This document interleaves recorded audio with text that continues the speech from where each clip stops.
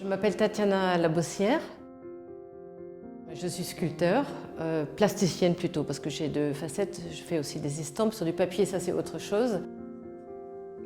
J'utilise le métal, l'acier la plupart du temps, mais aussi du laiton, du cuivre parfois.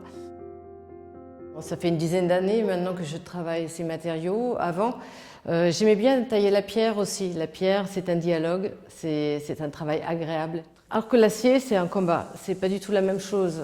L'acier, il faut négocier. C'est raide, récalcitrant, ça se laisse pas faire.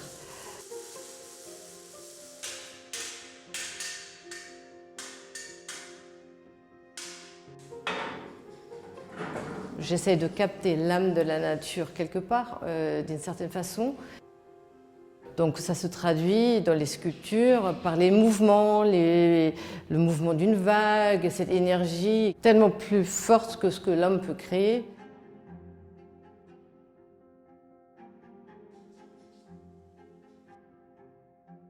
Les différentes étapes pour créer une sculpture en acier, c'est long. C'est-à-dire, déjà, il faut l'idée. Ensuite, souvent, il faut passer par une maquette pour savoir où on va. Et après, mon point de départ, c'est une énorme plaque de métal. Et cette grande plaque de métal, il faut couper dedans, il faut chercher les formes qu'on souhaite faire, les avoir en tête en tout cas.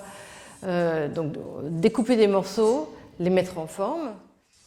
Après, il faut fermer ce volume, c'est-à-dire beaucoup de soudure. Il faut souder tous les morceaux que j'ai découpés dans ma plaque.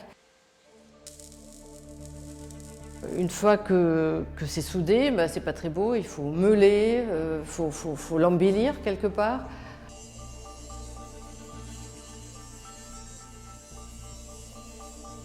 Et après, une fois qu'elle est belle, c'est la phase de la patine, c'est-à-dire il faut agresser le métal pour pouvoir le nourrir avec les cires, les couleurs qu'on veut mettre dessus.